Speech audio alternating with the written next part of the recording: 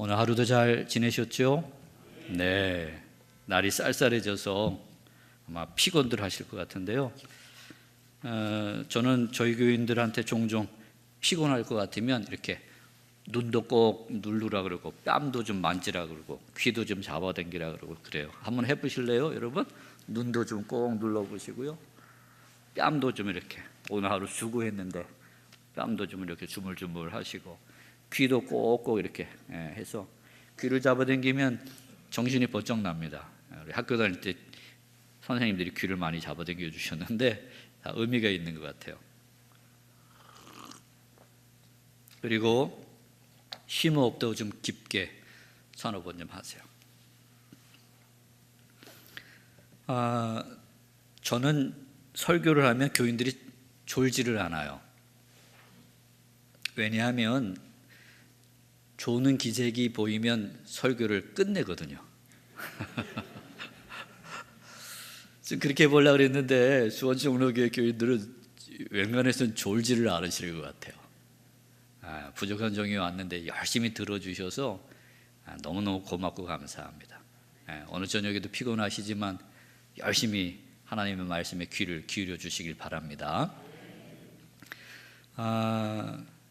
교회마다 교인들이 다 형편이 넉넉하면 좋을 텐데요. 어느 교회든지 아마 가난한 교인들이 있을 거예요. 저희 교회도 아주 가난한 교인들이 있어요. 그런 집들 보면 대부분 남편이 일찍 돌아가신 경우들이 많아요. 그리고 애들은 또 많고 이런 집들이 있죠. 어떤 교회에 여자 집사님이 한 분 계신데 애는 여럿인데 정말 남편이 일찍 죽었어요. 그야말로 옛날 표현대로 하면 찢어지게 가난한 그런 집이에요. 근데 이 집사님이 하나님 한 분 의지하고 열심히 사는 거예요. 시장 가서 물건 팔면서 고생해가면서 애들 키우고 애를 쓰면서 하는데 몸에 병도 있어요. 심장이 약해요. 심장이. 그래서 기운도 없고 심장이 약하니까 늘 불안해요. 이게 언제 문제를 일으킬지 몰라요. 그런데 쥐구멍에도 볕들 날이 온다고 오는 날이 있다고 이 집사님한테 좋은 일이 생겼어요. 무슨 일이 생겼냐면 먼 친척 되는 분이 한 분 돌아가시면서 자기 유산이 있는데 그 유산을 물려줄 자식이 없었던 모양이에요. 그래서 친인척 중에 이 유산을 좀 물려줄 사람이 누가 있을까 찾다가 이 집사님이 당첨이 된 거예요. 여러분 같으면 얼마쯤 물려줬으면 좋겠어요? 우리 종로교회 수준을 좀 봐야 됩니다. 제가 집회를 나가면 이 질문을 꼭 하면서 얼마쯤 물려줬으면 좋을까? 장로님 얼마쯤 물려줬으면 좋겠어요? 500억. 야. 예. 제가 여태 경험했던 이 수준에서 한 2등 정도 되는 수준이에요. 굉장히 높은 수준입니다. 500억은 좀 그렇고요. 요새 그래도 먹고 살만하고 부자다 그러려면 한 100억 정도는 아마 있어야 된다 그래요. 100억 정도를 이제 물려받게 됐어요. 이게 얼마나 좋은 일이에요. 그런데 문제는 이 소식을 전했다가 잘못 전하면 뭐가 문제가 돼요? 이거 심장에 무리가 오면 유산이 문제가 아니에요. 목숨이 왔다 갔다 하는 문제예요. 그래서 이 심장을 놀래키지 않고 이 좋은 소식을 전해줘야 되는데 누가 전하면 잘 전할 것 같아요? 여러분들 그렇게 생각하세요? 우리 교인들은 그러지 않은 것 같아요. 돈 생기는 일이 있으면 저한테 아무 얘기도 안 해요. 그래서 교인들이 그 얘기를 듣고는 이거는 목사님밖에는 적임자가 없습니다. 그러니까 목사님이 그 집사님 심장 놀래키지 않고 이거 지혜롭게 잘 전하셔야 돼요. 그러는 거예요. 목사님이 그 얘기를 듣고 얼마나 좋아요. 목사는요, 교인들이 잘 되면 자기 잘 되는 것보다 더 좋은 게 목사예요. 이 목사님 너무 좋아. 야, 이제 그 집사님 폈다. 이제 살만하겠다. 자식들 이제 키울 수 있고 이제 고생 안 해도 됐다. 너무 좋아요. 근데 걱정이잖아요. 자기가 잘못 전하면 이 문제가 생기니까. 그래서 이제 작정하고 기도하는 거예요. 하나님, 저에게 지혜를 주셔서 그 집사님 놀라지 않고 이거 잘 받을 수 있도록 도와주세요. 그리고 이제 기도하고 작정 기도하고 그 집사님을 불렀어요. 그래, 집사님 요새 어때요? 살기 힘들죠?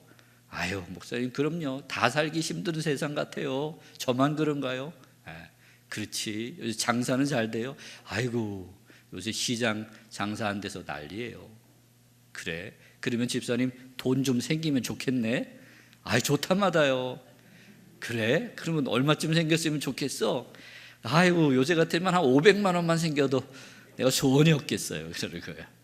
차이가 너무 많이 나잖아. 아유 500이 뭐야. 그냥 해보는 소리인데 한번 좀 인심 써서 더 불러봐. 얼마 있었으면 좋겠어? 그래요 목사님? 그럼 한 5천만 원 있으면 좋겠네. 아이 좀 더 써봐. 그래서 이제 올라가는 거예요. 뭐 1억, 뭐 2억, 5억 이렇게 올라가요.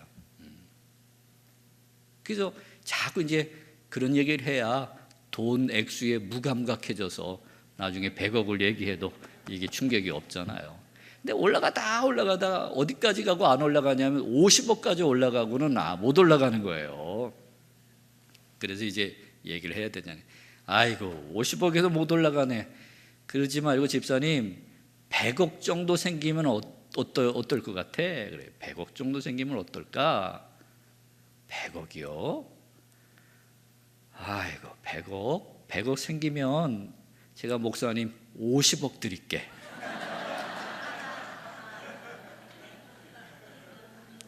우리 수원 종로교회 그런 교회 나오기를 주의 이름으로 축원합니다. 그 50억을 준다 그랬어요. 근데 이 말하고는 죽었어요. 목사님이.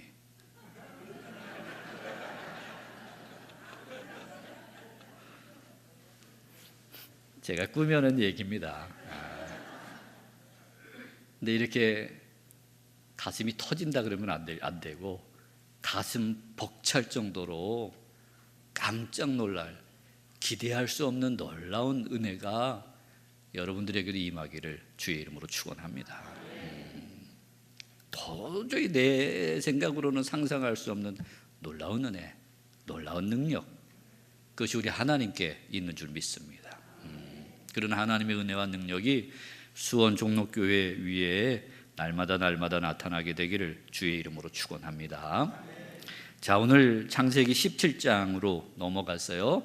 저녁마다 창세기 아브라함 이야기를 지금 가고 있어요. 하나님이 아브라함을 부르셨죠. 그에게 신앙의 길을 걸어가도록, 믿음의 길을 걸어가도록 그를 택하여 불러주셨어요.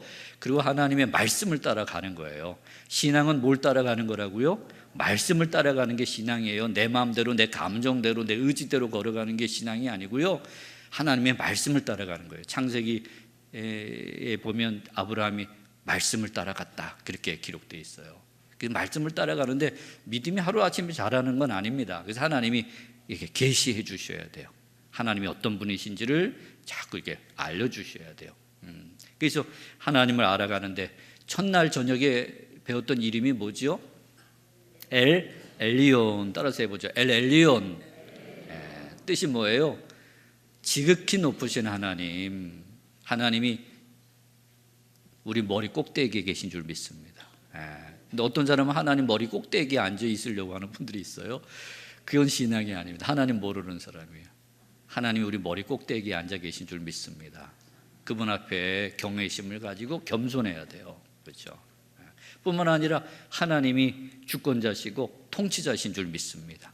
내 인생이 뒤죽박죽 되는 대로 돌아가는 인생이 아니고요. 하나님의 자녀들의 인생을 누가 붙들고 계시대요? 엘 엘리온 하나님, 지극히 높으신 하나님이 쥐고 계신 줄 믿습니다. 그분이 우리를 선한 길로, 복된 길로, 생명의 길로 이끌어가고 계시는 줄 믿습니다. 그러니 삶의 고난과 어려움이 온다 할지라도 일이 일비하시면 안 되고요. 범사에 뭐 할 줄 알아야 돼요? 감사할 줄 알아야 돼요. 왜냐하면 하나님이 내 인생을 붙들고 계시기 때문인 줄 믿습니다. 그렇죠? 자, 어제 저녁에는 어떤 이름 배웠나요? 아도나이. 어제 저녁이에요. 뜻이 뭐예요? 좋은 주인이신 하나님이에요. 아도나이 여호와, 좋은 주인이신 여호와예요. 우리가 예수님 하나님을 주인으로 모시고 살아가는 거예요. 내 인생을 그분에게 드리는 것, 그게 신앙이에요. 신앙은요, 자기 부인과 전적 헌신에서부터 출발하는 거예요. 자기를 부인하지 않고는 주님을 따라갈 수 없고 주님을 영접할 수도 없고 주님을 모셔드릴 수도 없습니다. 그래서 전적으로 자기를 부인해야 돼요. 그리고 자기를 드리지 않은 사람은 신앙인이라고 할 수 없습니다. 자기를 온전히 우리 하나님께 드려야 돼요. 그분을 나의 주인으로 모셔야 돼요. 그래서 그분을 주인으로 모시고 그분의 말씀을 따라 순종하며 살아가다 보면 우리 생각대로 계획대로 뭐가 잘 안 될 때도 있어요. 그때도 낙심하지 말아야 될 것은 우리 주인 되신 하나님은 어떤 주인이시라고요? 좋은 주인이세요. 종들의 방패가 되시고 상급이 되시는 주인이 우리가 믿는 아도나이 하나님이신 줄 믿습니다. 그분이 당신의 종들을, 당신의 백성들을 지켜주시고요, 좋은 것으로, 상으로, 하늘의 상으로 복 주시는 줄 믿습니다. 그래서 낙심하지 말고 자기 연민에 빠지지 말고 열심히 봉사하고 열심히 충성하다가 시험에 들어서 주저앉아 있지 마시고요, 내가 믿는 하나님이 좋은 하나님이, 좋은 주인이신 하나님이야. 다 알고 계시고 다 보고 계시고 마지막에 상 주실 거야. 그 믿음을 가지고 다시 일어서서 달려갈 길을 끝까지 달려가는 주님의 종들이 되어야 될 줄 믿습니다. 자, 그리고 오늘 저녁이에요. 자, 17장 1절에 보니까 벌써 아브라함 나이가 꽤 됐어요. 몇 살이래요? 99세래요. 99세 때 여호와께서 아브라함에게 나타나셨어요. 할렐루야. 하나님이 우리에게 나타나시는 줄 믿습니다. 하나님, 살아계신 하나님을 경험하는 경험들이 우리 신앙의 길에 있어요. 그런 경험을 통해서 우리가 믿음이 자라죠. 하나님이 아브라함에게 나타나셨어요. 그리고 뭐라고 말씀하세요? 나는 전능한 하나님이라. 너는 내 앞에서 행하여 완전하라. 그래서 하나님이 나는 전능한 하나님이야. 그랬어요. 전능한 하나님. 그걸 이스라엘 말로는 엘 샤다이 그래요. 한번 따라서 해보죠. 엘 샤다이. 엘 샤다이. 이 이름은 그래도 들어본 이름인 분들 꽤 있으실 거예요. 노래도 있고 그러거든요. 엘 샤다이. 전능한 하나님. 하나님이 아브라함에게 자기를 계시하시는 거예요. 야, 아브라함아, 내가 어떤 하나님인 줄 알아? 네가 믿고 여기까지 따라온 이 하나님, 이 하나님은 전능한 하나님이야. 전능하다는 게 뭐예요? 못할 게 없으시다는 거예요. 부족한 게 없으신 분이라는 거예요. 하나님이 아브라함에게 자기를 계시하셨어요. 하나님이 아브라함을 부르실 때 약속한 게 몇 가지 있는데 그 중에 하나가 뭘 주신다 그랬어요? 아들을 주마 그러셨어요. 근데 99세가 되도록 사실 아브라함과 사라 사이에는 아들 낳지 못했죠. 건너뛰었지만 16장에 기다리다가 안 돼서 사라가 자기의 몸종인 하가를 자기 남편에게 들여보내서 아들을 낳게 하죠. 그 아들 이름이 뭐죠? 이스마엘이에요. 그건 하나님의 약속이에요, 아니에요? 하나님의 약속이 아니에요. 인간적인 방법으로 그렇게 얻었어요. 하나님은 분명히 약속하셨어요. 너와 사라 사이에 내가 아들을 주마 약속하신 거예요. 근데 그걸 기다리지 못하고 믿지 못하고 그리고 결국은 16장 16절 그러니까 17장 바로 앞에 있는 16장 16절을 한번 읽어볼까요? 시작.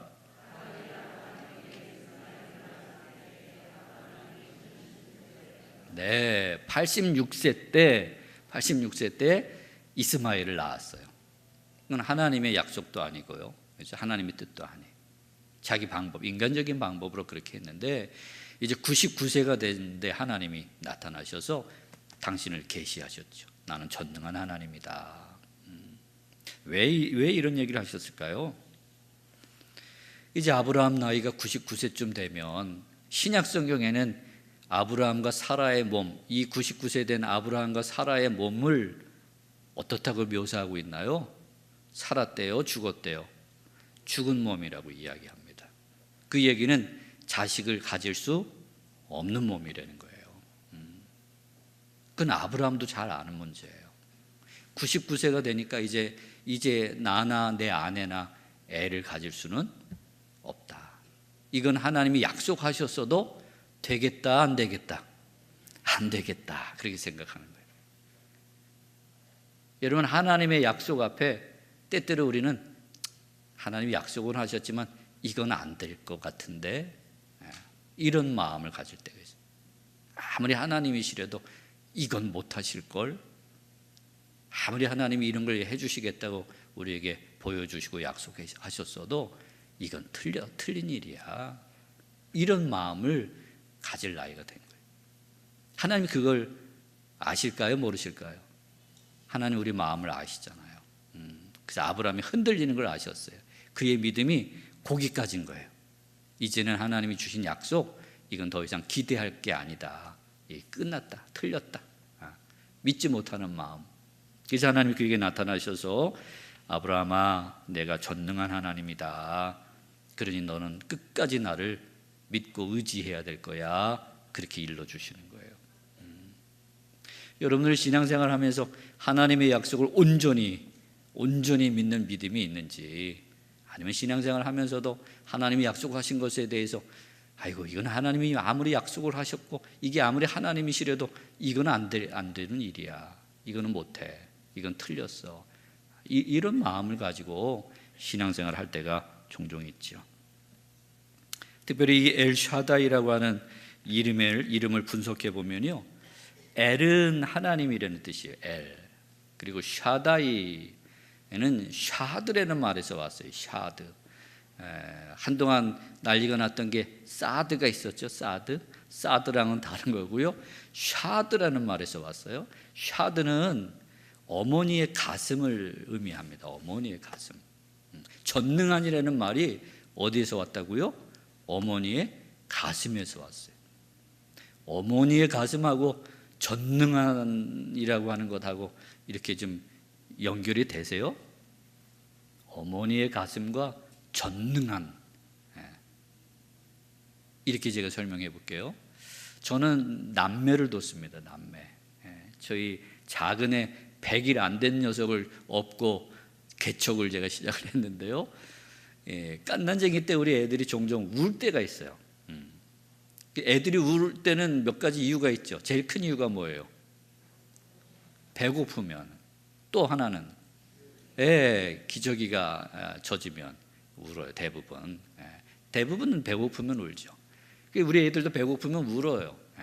제가 우니까 달랜다고 들고 일어나서 얼러보죠.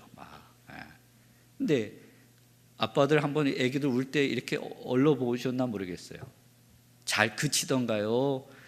안 그치던가요?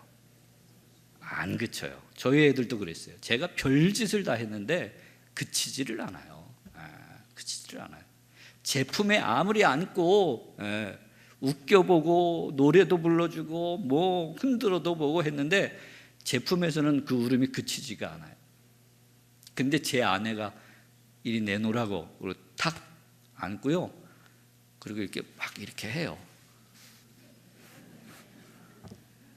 그리고는 촥 물리면 그 순간 어떻게 돼요? 울음이 뚝 그쳐요. 그러고는 그냥 실컷 먹고는 그냥 쥐 죽듯이 잠에 빠져요.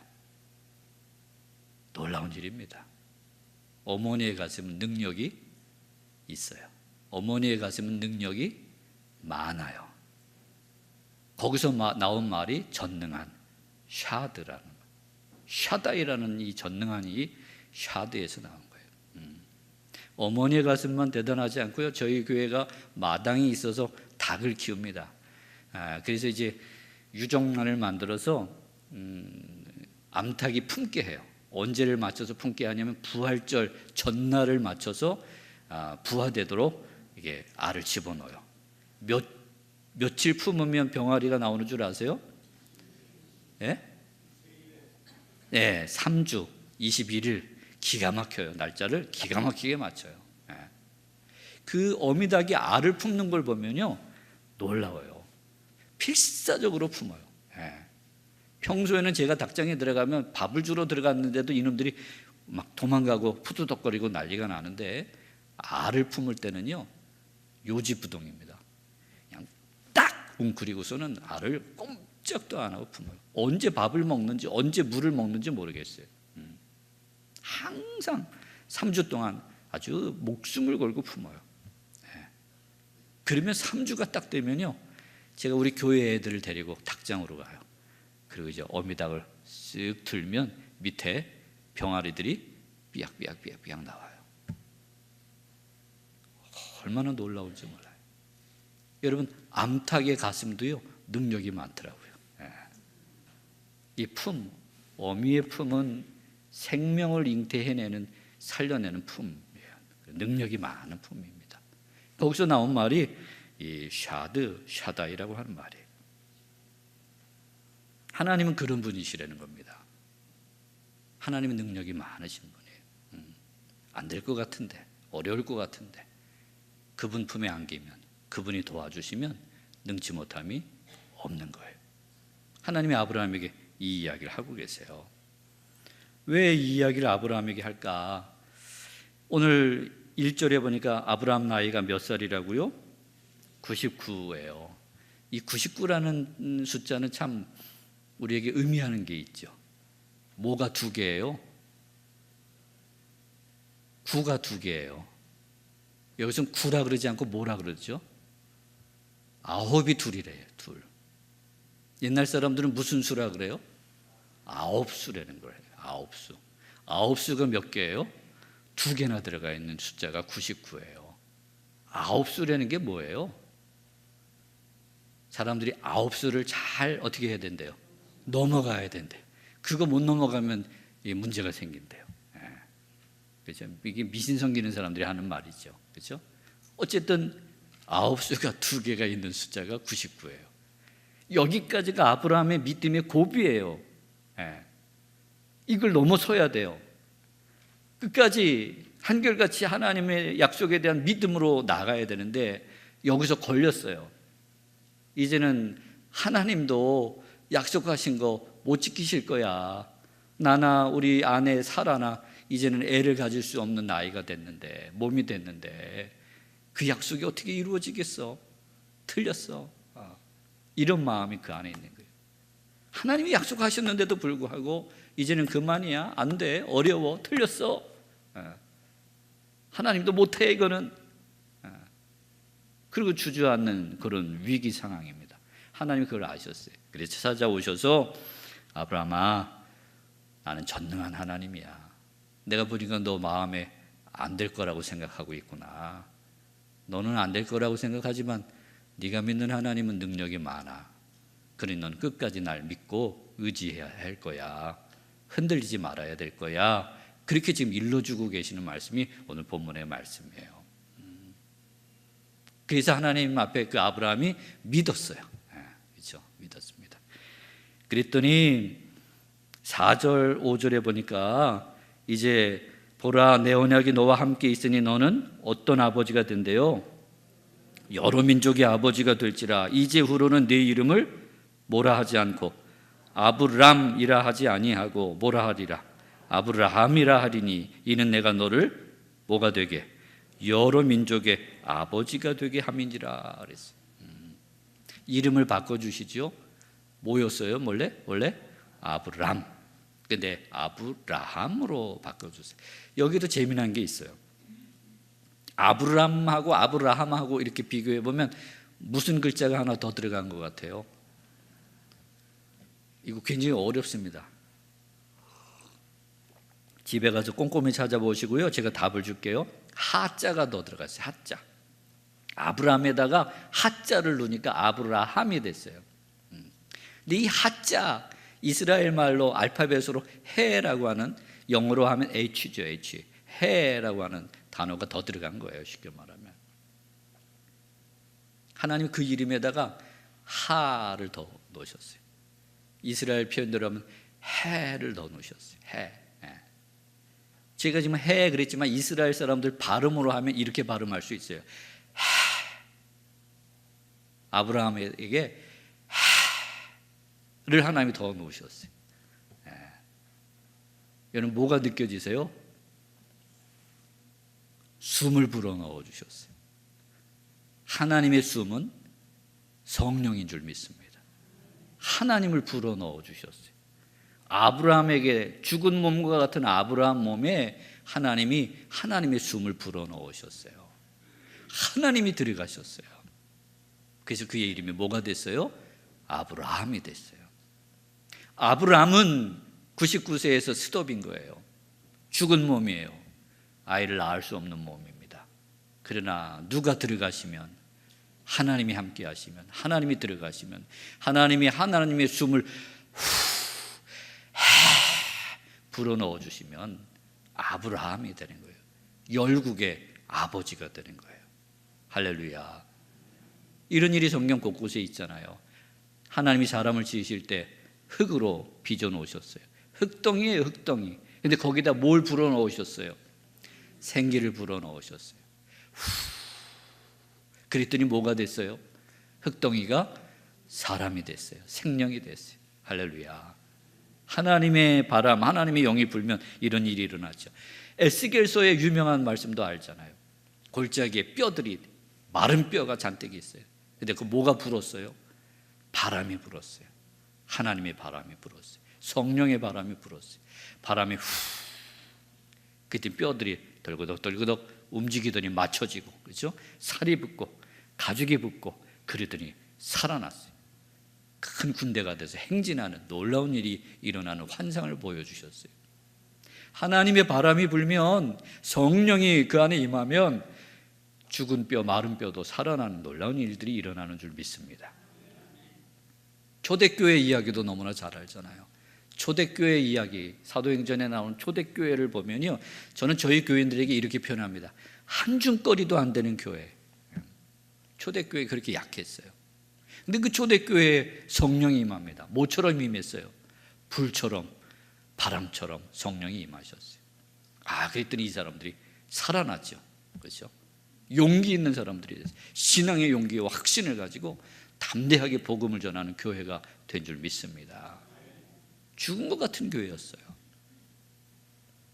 오늘 죽은 것과 같은 아브라함에게 주님이 찾아오셔서, 나는 전능한 하나님이다. 내가 너와 함께하면 너 안에 놀라운 일들이 일어나고, 네가 하지 못한다, 할 수 없다고 생각한 그 일을 내가 이루는 하나님이다. 너는 이 하나님을 믿어야 할 거야. 그렇게 하나님이 일러주시는 거예요. 이 말씀은 아브라함에게 주시는 말씀만이 아니라 저와 여러분에게도 주시는 말씀인 줄 믿습니다. 여러분들, 우리가 하나님의 일을 하다 보면 이건 하나님이시라도 못할 것 같아, 안 될 것 같아, 이런 생각을 가질 때가 있어요. 말씀드린 것처럼 저는 30년 전에 개척을 했습니다. 제가 개척을 나갈 때 주변 분들이 다 걱정을 했어요. 지금도 개척교회가 어렵다고 그랬지만 그때도 개척은 어려운 시절이라 그랬어요. 이제는 개척이 끝난 때다, 이런 얘기들 많이 하셨어요. 근데 제가 할 수 있는 게, 하나님이 이끌어 가신 게 개척밖에는 길이 없었습니다. 그래서 개척을 했는데 아니나 달라요. 얼마나 힘든지, 어려운지. 개척 초기에 제가 제일 많이 했던 게 뭐냐면 낙심이에요. 낙심. 내가 하나님을 위해서, 하나님의 나라를 위하여, 복음을 위하여, 영혼 구원을 위하여 제가 헌신하겠습니다. 그리고 개척을 시작했지만 상황과 형편이 어려우니까 이리 봐도 낙심할 일, 저리 봐도, 앞을 봐도 뒤를 봐도 다 낙심할 일이에요. 그래서 저도 모르게 입에 한숨이 그냥 붙었어요. 그래서 심지어 기도하면서도 한숨을 쉬어요. 하나님 도와주실 줄 믿습니다. 간절히 기도합니다. 예수님의 이름으로 기도드립니다. 이게 제가 개척교회 때 했던 거예요. 근데 어느 날 기도하는데 성령님이 저를 야단치시더라고요. 너 하나님을 믿기는 하냐? 그러시더라고요. 제가 믿지요, 하나님. 근데 왜 이렇게 낙심하고 그래? 왜 자꾸 상황과 형편을 보고 안 될 거라 그러고, 어려울 거라 그러고, 힘들다 그러고, 그리고 틈만 나면 한숨 쉬고, 왜 그러냐? 그러면서 기도 중에 주신 말씀이 있습니다. 제 목회에 아주 중요한 말씀이에요. 마가복음 11장에 있는 말씀인데요, 하나님을 믿으라. 누구든지 이 산더러 들려 바다에 던져져라 말하고, 그 말한 것이 이루어질 줄 믿고 의심하지 아니하면 그대로 되리라. 그런 말씀이에요. 그 말씀을 개척 초기에 하나님이 저에게 여러 번 주셨어요. 제가 개척 초기에는 연초 첫 주에 성경 구절 뽑기 뭐 이런 것도 했거든요. 제가 2년 연속 뽑았던 말씀이 그 말씀이에요. 또 신기하게도 하나님이 이제 개척 초기에 그 말씀을 통해서 저의 믿음을 견고하게 만드셨어요. 하나님을 믿어. 저는 전도사하면 당연히 하나님을 잘 믿는다고 생각했는데 제가 하나님을 믿지 못하고 있었어요. 제가 전도사인데 하나님을 온전히 믿지 못했어요. 개척을 해보니까 너무 어려워요. 이 개척 안 될 것 같아. 하나님이 계셔도 이 개척 안 될 것 같아. 힘들 것 같아. 그래서 낙심하고 믿음은 온데간데 없어요. 낙심만 하는 거예요. 한숨만 쉬는 거예요. 그때 하나님이 주셨던 말씀이에요. 하나님을 믿으라. 하나님을 믿으라. 그래서 제가 그때부터 이를 악물고 하나님을 믿기 시작했어요. 그래서 한숨 나오려고 그러면 이를 악물었어요. 한숨을 안 쉬려고. 그리고 감사했어요. 하나님 앞에. 감사합니다, 하나님. 억지로라도. 그때 하나님이 일하기 시작하시더라고요. 여러분 믿음으로 나갈 때 하나님이 일하기 시작하세요. 의심하고 낙심하면 하나님이 기다리세요. 믿을 때 하나님의 역사가 일어나게 되는 줄 믿습니다. 우리가 믿음에 대한 말씀 그러면 히브리서 몇 장? 11장 몇 절? 1절. 믿음은 바라는 것들의 실상이요 보이지 않는 것들의 증거다. 이런 말씀이 있어요. 근데 그게 무슨 뜻인 줄은 아세요? 그게 무슨 뜻인 줄은 아시고 외우세요? 바라는 것들의 증거, 보이지 않는 것의 실상, 이게 뭘까? 이런 거예요. 믿음은 하나님이 약속하신 것이 이미 이루어진 것으로 여기고 사는 것, 그게 믿음인 거예요. 하나님이 약속하신 것은 어떤 거라고요? 이미 이루어진 거야. 그렇게 여기고 사는 게 믿음이라는 거예요. 여러분 그렇게 믿음으로 살고 계시나요? 이루어져야 믿는 거 아니에요? 눈에 보여야 믿는 거 아닌가요? 근데 보이지 않아도 하나님이 약속하신 거면, 하나님이 말씀하신 거면 어떻게 된 거나 진비 없어요? 이미 이루어진 거나 진비 없어. 이런 믿음, 이게 주님이 원하시는 믿음인 거예요. 그게 그리고 믿음이라고 히브리서를 통해서 우리에게 일러주고 계십니다. 하나님의 약속은요 사람의 약속하고는 달라요. 사람의 약속은 공수표가 많습니다. 약속해놓고도 힘이 없으니까 지킬 수 없을 때가 많아요. 목사도 그런 거래요. 목사도 교인들에게 여러분 제가 이제부터 이렇게 할게요, 여러분 우리 교회 이렇게 합시다, 뭐 이런 거 많이 해요. 근데 제가 힘이 없으니까, 능력이 없으니까 그 지키지 못할 때가 많아요. 제가 목회하면서 여러 번 교인들한테 미안하다는 말을 여러 번 했어요. 미안합니다. 내가 능력이 부족해서 이거 지키지 못했습니다. 종종 제가 그렇게 사과도 하고 그럽니다. 사람은 그래요. 약속해놓고도 약속을 지키려고 애를 써보지만 그 안에 능력이 부족하니까 지킬 힘이 없어요. 그러나 우리가 믿는 하나님은 어떤 하나님이시래요?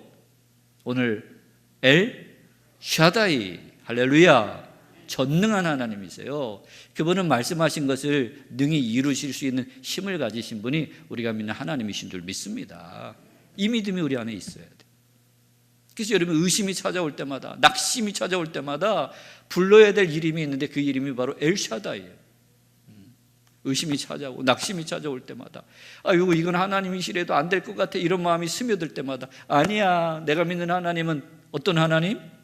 엘샤다이, 전능한 하나님이셔. 그분은 약속하신 것을 능히 이루실 수 있는 힘을 가지고 계셔. 이런 믿음으로 그 이름을 불러야 될 줄 믿습니다. 근데 제가 전도사라도 믿음이 없을 때가 많았다 그러는데 첫 번째 건축할 때 제가 제 믿음 없는 걸 알았어요. 저희가 지하실 교회를 제가 시작을 했는데 첫 해 여름은 어떻게 괜찮았는데요, 두 번째 여름에 비만 오면 지하실에 물이 차는 거예요. 지하실인데. 그래서 비만 오면 빨리 가서 물을 퍼야지, 그거 늦으면 그 지하실에 물이 무릎까지 찼어요. 무릎까지. 여러분 예배실에 물 찬 거 보셨어요? 한번? 황당하죠. 황당하죠. 그래서 비만 오면 시간에 구애 없이 전화 제 아내나 여보 비 온다. 그러면 쓰레받기 하고 바켓스 하고 세숫대 하고 들고 뛰는 거예요, 교회로. 그래요. 부지런히 퍼서 밖으로 퍼내요. 예. 그때는 지혜도 부족했던 것 같아요. 요새 같았으면 수중 펌프 사다가 탁 놓고서 팍 돌리면 팍 물 퍼냈을 텐데 그때는 지혜도 부족하고 아마 돈도 없어서 그랬는지도 모르겠어요.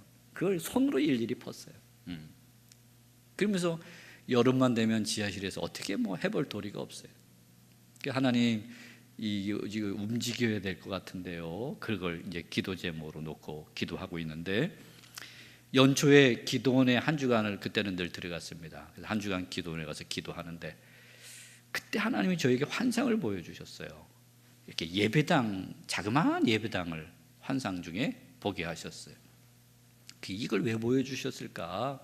그러다 제가 내린 결론은 하나님이 우리 교회 예배당 지으라고 하시나 보다, 그렇게 결론을 내렸어요. 그럼 너무 확신도 오고 너무 좋아가지고 그냥 기쁨과 확신 속에 교회로 이제 돌아왔습니다. 그리고 주일날 그 얘기를 교인들에게 이제 하려고 이제 강단에 딱 섰어요. 근데 그때 우리 교회 교인이 몇 명이냐면 11명이에요. 그리고요, 다 가난한 사람들이고, 그리고 교회 다닌 지 오래 다닌 사람이 한 3년, 대부분 1년, 2년밖에 안 되는 초신자들이에요. 제가 이래봬도 상식이 있는 목사입니다. 그런 사람들한테 예배당 지읍시다, 그런 말을 할 정도로 몰상식한 목사는 아니에요. 그땐 전도사 때죠. 전도사 때. 그래서 제가 본 환상을 얘기하고 여러분 예배당 지읍시다 그러라고 말하려고 하다가 우리 교인들을 보는 순간 이거 말하면 안 돼, 우리 교인들 다 도망갈 거야, 막 그 입을 막았어요. 말을 못했습니다. 그리고 아무 일도 없었던 것처럼 이건 안 되는 일이야, 내가 잘못 들은 거야, 잘못 본 거야. 그리고 이게 서로 하나님이 정말 보여주신 거라 할지라도 상식적으로 생각을 해야지. 이게 한 10명, 11명 모이는 교회, 가난한 사람들 모여있고 이제 신앙생활 막 시작한 사람들 데리고 무슨 예배당을 짓자고 얘기를 해. 내가 아무리 철없는 전도사라도 이거는 아닌 것 같아. 그래서 입을 막았어요. 그게 1월 첫 주예요. 그리고 이제 1월달, 2월달, 3월달, 4월달, 5월달 5개월이 지나가는데요, 교회에 아무 일도 없어요. 여러분에게 한번 질문할까요? 교회에 뭔 일이 좀 있어야 돼요? 아무 일도 없어야 돼요? 교회가 무슨 일이 좀 있어야 돼요. 무슨 일이 있으면 있어야 돼요? 새 가족들이 좀 들어오고, 그렇죠? 하다못해 구경하러 온 사람이라도 좀 있고 이래야 돼요. 그 전까지는 그래도 매달 새 가족이 한두 명씩 이렇게 기웃거리기도 하고 등록도 하고 이러는데 5개월 동안 그림자 하나 없는 거예요. 그냥 교회가 죽은 듯이 조용해요. 제가 눈치를 못 챘어요, 사실은. 그리고 이제 5월 말이 돼서 주일을 준비하는데 토요일 날이에요. 주보도 다 나오고 본문도 다 나왔는데 토요일 날 설교 준비를 열심히 하는데 설교 준비가 안 되는 거예요. 제 평생 그 이전에도 그 이후에도 그런 일이 없습니다. 목회자는 제일 어려운 게 설교 준비하는 거예요. 그게 얼마나 스트레스인지요. 꿈을 다 꿔요. 꿈에 주일 아침에 일어났는데 설교 원고가 없어졌어요. 꿈에. 그래가지고 으악 소리를 지르고 깨요. 설교 원고가 없어지면 어떻게 해요? 설교 못하니까 큰일 나죠. 그 정도로 설교에 대한 스트레스가 있습니다. 목사가 꾸는 악몽이 3가지가 있어요. 설교 원고 없어지는 꿈. 또 두 번째 제가 꾸는 악몽이 있는데 제가 개척교회 하러 나가는 꿈이에요. 3번째 악몽이 있는데요, 우리가 건축을 새로 시작하겠대요, 교인들이. 아주 목사한테는 부담이 되는 일이죠. 근데 그날 저녁에 설교 준비가 안 되는 거예요. 큰일 났잖아요. 몇 시간 후면 주일인데. 그래서 교회로 쫓아 올라갔어요. 지하실에 가서 엎드립니다. 하나님, 내일 새벽에 이제 아침에 주일인데 이 설교 준비가 안 됩니다. 그리고는 그때부터 제가 했던 습관 중에 하나가 기도하고 나서 성경을 펴서 읽는 거예요. 이게 절대적인 건 아닙니다. 제가 가지고 있는 나름대로 하나님의 뜻을 찾는 제 개인적인 방법인데요. 아마 우리 믿음의 선배들도 그런 걸 하신 분들이 있는 것 같아요. 그래서 저는 이렇게 펴요. 근데 여러분 잘 피셔야 돼요. 잘못 피면 가룟 유다가 나가서 목 매달아 죽었더라 뭐 이런 거 나오면 이거 잘못됐어. 덮어서 다시 피면 너도 가서 속히 그리하라 뭐 이런 말씀 나오고 그래요. 그러니까 잘 분별하셔야 되는데, 제가 그날 성경을 폈어요. 폈는데 역대상 29장이 딱 펴지는 거예요. 여러분 어떠세요? 역대상을 좀 즐겨 읽으시나요? 잘 안 읽으시죠, 역대상? 저도 역대상 29장에 무슨 말씀이 있는지 그 전도사 시절에는 그게 뭔지 뭐가 있는지도 모르던 때니까 폈어요. 펴서 읽는데 이런 말씀이 거기 있어요. 다윗 왕이 솔로몬과 이스라엘 백성들에게 이야기하는 거예요. 하나님의 성전을 지을 준비는 내가 다 해놨다. 그리 우리 용기를 내서 하나님의 성전을 지어보자. 뭐 이런 말씀인 거예요. 거기에 그 말씀이 읽는 순간 심장이 멎는 줄 알았어요. 저는 저희 교회가 작고 교인도 몇 명 없고 다 새가족들이고 가난한 사람들이라서 상식적으로 아무 준비도 안 됐다고 생각했어요. 그런데 하나님 그 말씀을 통해서 성전 지을 준비는 내가 다 해놨으니 너는 용기를 내서 시작해라. 그렇게 저에게 들렸어요. 그게 마음이 뜨거워져서 그 본문으로 설교 준비를 하고 주일날 아침에 교인들에게 그동안 있었던 이야기를 해줬어요. 그리고 교인들 보고 여러분 우리 예배당 지읍시다 그렇게 선포했어요. 그랬더니 교인들이 뭐라고 대답했을까요? 아멘 그러더라고요. 그때 다녔던 교인들이 지금 우리 장로님 되신 분도 그때 초창기 교인인데 지금도 못 물어봤어요. 그때 그게 뭔 말인지 알고 아멘을 한 거냐고 제가 물어보질 못했어요. 제가 목회를 해보니까 그게 뭔 말인지도 모르고 그냥 아멘 한 것 같아요. 제가 그때 그랬거든요. 전도사가 설교하면 밑도 끝도 없이 아멘 하라고 가르쳤거든요. 그때. 그러니까 그냥 아멘을 해버린 것 같아. 그래서 어찌됐든 아멘을 했으니까 예배 마치고 건축위원회를 조직했는데 따로 할 것도 없어요. 그냥 다 같이 앉아가지고 11명이니까 그대로 앉아가지고 건축위원회를 했어요. 그리고 예산을 세웠습니다. 땅을 최소한으로 사면 몇 평 사면 되냐? 그랬더니 60평이면 최소한 땅이에요. 건물 몇 평 지으면 되냐? 그랬더니 한 30평 지으면 돼. 그때 20평 지하실이었으니까 30평만 돼도 이게 웬일인가 할 정도로 좋은 거잖아요. 그것도 지상에 제일 싼 조립식으로 짓고 뭐 이래가지고 예산을 세웠는데 그때 돈으로 한 28년 전이네요. 1억을 예산 세웠어요. 1억. 그리고 아멘 하고 기도하고 끝났는데 제가 계산이 좀 빠른 사람입니다. 집에 가서 계산해 봤어요. 제가 저희 어머니가 사주신 조그만 다세대 주택 하나가 있었고요. 조그만 집을 가진 사람이 한 사람 있었어요. 우리 교인 중에. 나머지는 월세 전세를 살았어요. 그걸 다 팔아도요 1억이 안 돼. 우리 교인들이 자기 재산을 다 내놔도 저를 포함해서 1억이 안 되는 거예요. 근데 건축 예산을 1억을 세운 거예요. 이게 얼마나 황당한 일이에요. 그래서 내가 집에 가서 정신이 드는 거예요. 내가 무슨 짓을 한 거죠. 이게 계산이 안 나오네. 계산이 안 나와요. 답이 없어요. 우리가 가지고 있는 힘을 가지고는, 우리가 가지고 있는 재력을 가지고는 이걸 해낼 수 있는 재주가 없는 거예요. 그러나 주님의 이름으로 선포했으니까 가야죠. 주님이 시작하신 일이니 주님이 하시겠지. 그런 믿음을 주님이 주셨어요. 그래서 이제 시작을 했죠. 그리고 예배당을 지었을까요? 못 지었을까요? 지었습니다. 제가 이래봬도 전도사 때 예배당을 지은 사람입니다, 여러분. 30도 안 된 전도사가 예배당을 지었어요.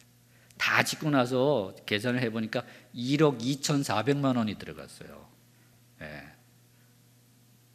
1억 2,400. 그리고 빚이 얼마가 남았냐면 2천만 원이 빚이 남았어요. 그럼 얼마가 해결이 됐어요? 1억 400만 원이 해결이 됐어요. 그게 어디서 다 나타나는지는 모르겠어요. 저는 그때부터 지금까지 사람에게 찾아다니면서 도와주세요라고 하는 말을 딱 한 번 한 적이 있어요.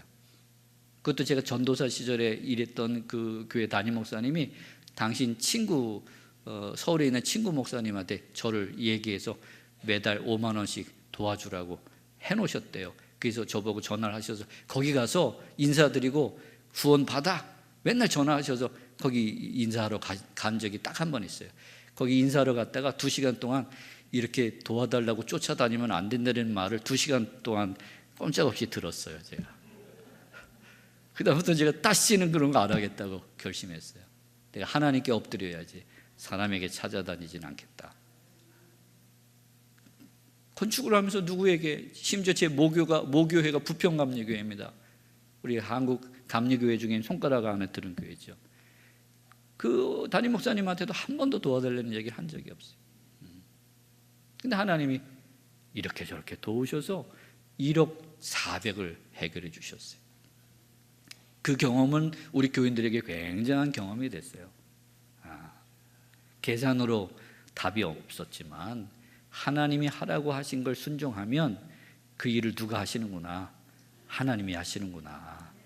그리고 우리가 입을 열 거면 조금 더 열어야 되는 거구나.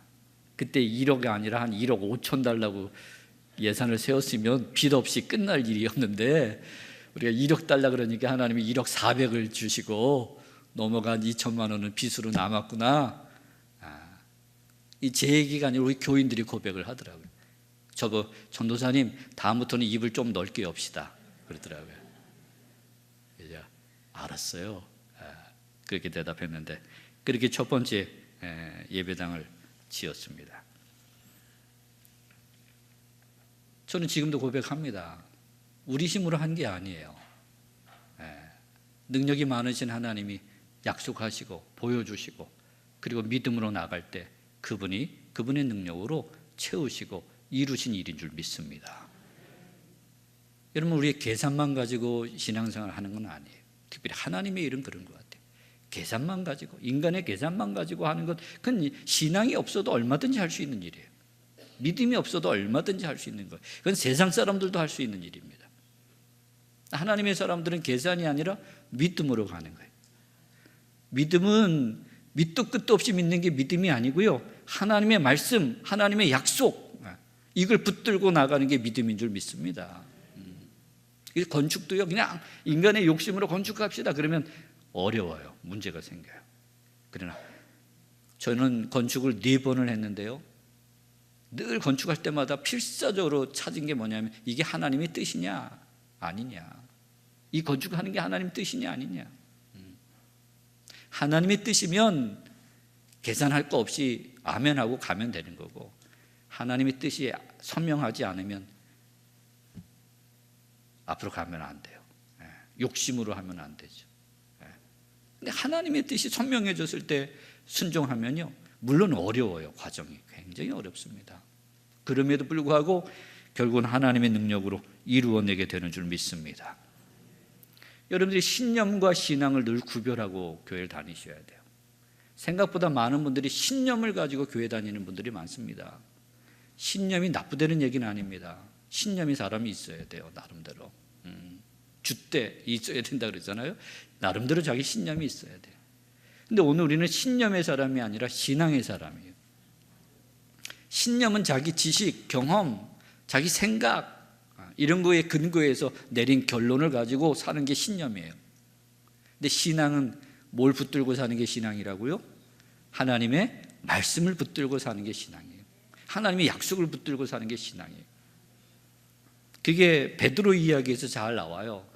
베드로가 밤새 그물질했지만 고기 한 마리도 못 잡았어요. 고기 잡는 데는 베드로가 선수예요. 그렇죠? 꾼입니다. 근데 예수님이 오르셔서 깊은 데로 가서 그물을 내려라. 그때 베드로가 유명한 고백을 합니다. 제가 밤새 그물질했지만 고기 한 마리 못 잡았습니다. 제가 고기 잡는 선수입니다. 지금 그물 던져봤자 소용없다는 것도 압니다. 그러나 주의 말씀이 오니 제가 그리하겠나이다. 그리고는 그물을 던졌어요. 그랬더니 고기가 많이 잡히는 놀라운 일이 일어났죠.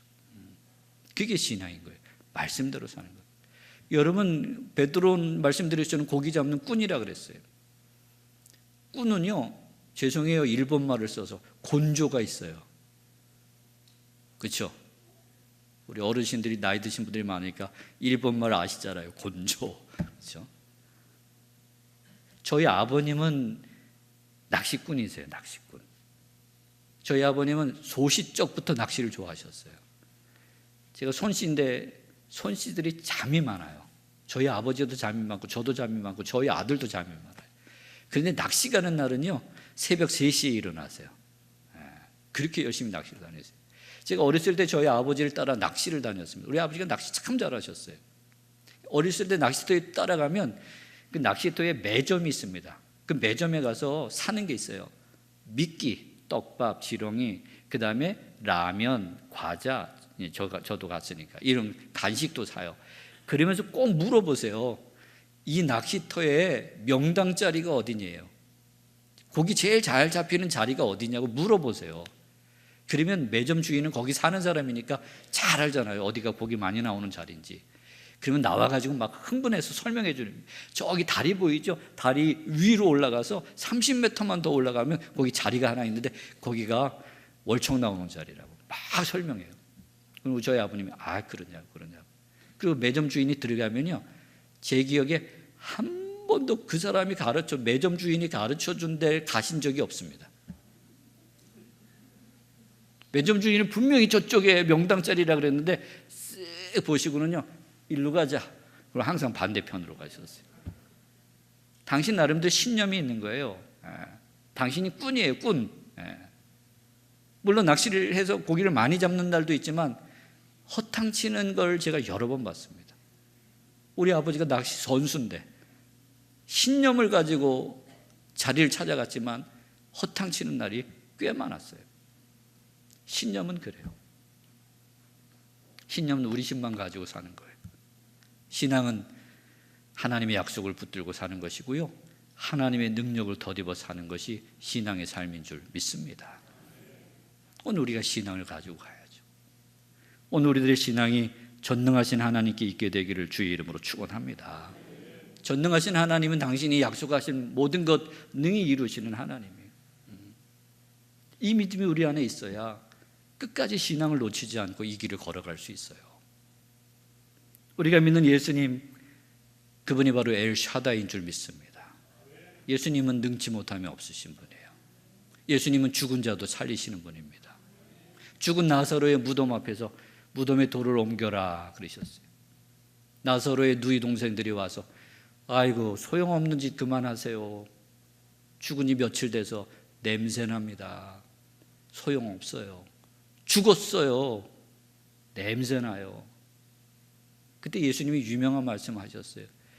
내 말이 너희가 믿으면 하나님의 영광을 보리라 그러셨어요. 너네가 하는 말이 뭔 말인지는 알겠지만 내 말을 믿어. 그러면 하나님의 영광, 하나님이 얼마나 능력이 많으신 분이신지를 보게 될 거야. 예수님이 일러주셨어요. 그리고 무덤에 돌을 치워라. 그리고 예수님 말씀 한마디에 죽은 나사로가 살아서 걸어 나오는 놀라운 일이 일어나는 줄 믿습니다.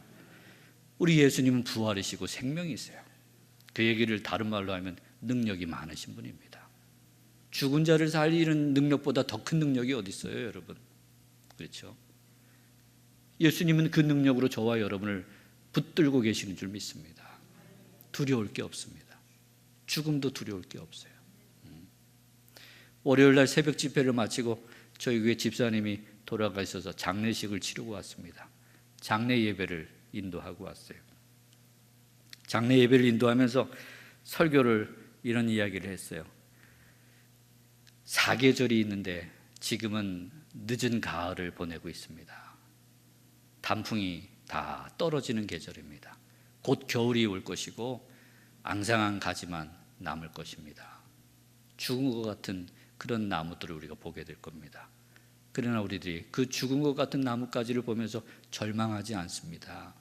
왜냐하면 그 나무 속에 생명이 있다고 하는 걸 우리가 알기 때문입니다. 겉으로 봐서는 죽은 것 같지만 그 나무 속에는 뭐가 있어요? 생명이 아직 있는 거예요. 그래서 봄이 오면 다시 뭐가 튀어나와요? 싹이 틀 거예요. 꽃이 필 거예요. 열매를 맺게 될 줄 믿습니다.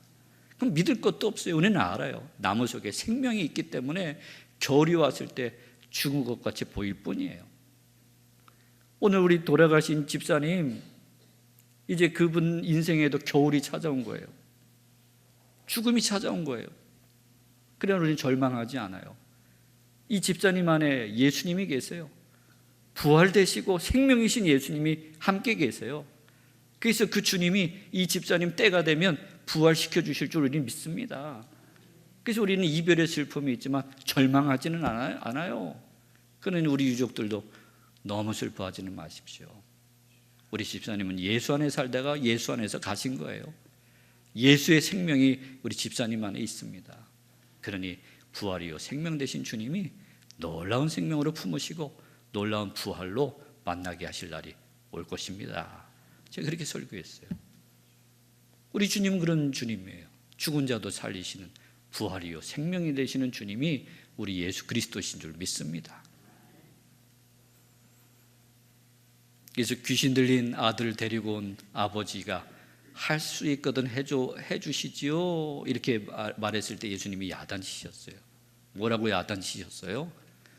할 수 있거든이 무슨 말이야. 믿는 자에게는 능치 못함이 없어. 그래서 바로 고치죠. 주여 저의 믿음 없는 것을 불쌍히 여기시고 저에게 믿음을 주세요. 제가 믿나이다. 그때 그 아들을 고쳐주시는 놀라운 일이 일어났어요. 여러분 안에도 이 믿음이 있게 되기를 주의 이름으로 축원합니다. 우리는 할 수 없는 게 너무 많아요. 할 수 없는 게 너무 많은 게 아니라 우리는 할 수 있는 게 없어요. 우리 힘으로는. 우리 힘으로 할 수 있는 게 뭐가 있습니까? 내 힘으로 할 수 있는 게 뭐가 있습니까, 여러분? 아파 보신 분들은 아실 거예요. 숨 쉬는 것조차도 내 힘으로 할 수 있는 게 아니에요. 하나님이 그 숨을 붙들어 주셔야 숨도 쉴 수 있는 거예요. 그렇죠? 우리 힘으로 할 수 있는 건 없어요. 원래 다 하나님의 은혜로 하나님의 능력으로 우리가 여기까지 온 줄 믿습니다. 특별히 오늘 저녁에 우리가 믿는 하나님이 전능하신 하나님이신 것을 주님이 우리에게 말씀하고 계세요. 얘들아, 내가 누군 줄 알아? 나는 전능한 하나님이야. 그러니 너희들 낙심하지 말고 의심하지 말고 나를 바라보고 끝까지 온전한 믿음으로 신앙의 길을 걸어가야 할 것이다. 그렇게 일러주고 계세요. 또 우리가 믿는 성령 하나님이 엘샤다이 하나님이신 줄 믿습니다. 스가랴서 4장 6절에 유명한 말씀이 있죠. 이는 힘으로도 능으로도 되지 아니하고 오직 나의 영으로 되느니라. 그런 말씀이 있어요. 우리가 가지고 있는 힘, 우리가 가지고 있는 능력 이런 걸로 뭐가 하나님의 일이 되는 게 아니라는 거예요. 오직 하나님의 영, 성령으로 말미암아 하나님의 일이 이루어지게 되는 줄 믿습니다. 특별히 교회 일을 할 때 더 그래요. 초대교회 이야기를 하면서 한줌거리도 안 되는 교회라 그랬어요. 그러나 그 초대교회에 성령이 임하실 때 성령의 권능이 그들에게 임합니다. 그리고 성령의 은사가 그들에게 나타나요. 오늘 교회 안에 있는 성도들에게 성령께서 은사를 주신 줄 믿습니다. 하나님의 일을 할 수 있는 특별한 능력들을 주신 줄 믿습니다. 여러분의 힘이 아니라 성령이 주신 능력으로 하나님의 일을 감당해 나가는 우리 수원 종로교회가 되기를 주의 이름으로 축원합니다. 못한다는 말 하지 마세요. 하나님이 능력을 주셨어요. 그 능력을 발휘하십시오. 믿음을 가지고 나갈 때 하나님이 그 능력을 발휘할 수 있도록 도와주실 줄 믿습니다. 또 우리가 변화되지 않는다 그래요. 그러나 성령님 함께 하시고 성령님이 인도하시는 대로 순종하면요 우리 안에 성령의 열매, 사랑의 열매가 나타나게 될 줄 믿습니다. 우리가 바뀌는 거예요. 변화가 일어나요. 성숙해지는 일들이 일어나게 될 줄 믿습니다. 성령님이 우리 안에서 일하시면 그런 일이 일어나요. 저희 교회는 지금 캠페인을 하나 하고 있습니다. 가을에는 무슨 캠페인을 하냐면 성경 낭독 캠페인을 해요. 저희 교회는. 그래서 이번 가을에는 사도행전을 읽습니다. 저희 교인들이 다 같이 사도행전을 읽는데 1차 목표가 2,000번 읽는 게 1차 목표였는데 그게 지난주인가 초기 달성이 됐어요. 그래서 1,600독을 더하는 2차 캠페인이 지금 연장돼서 가는데 사도행전을 소리내서 읽는 거예요. 낭독 캠페인입니다. 성경을 그냥 눈으로만 읽지 않고 속으로만 읽지 않고 소리내서 읽는 거예요.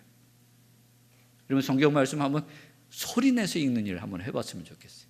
저희 교회는 그 캠페인을 하면요 감동이 달라요.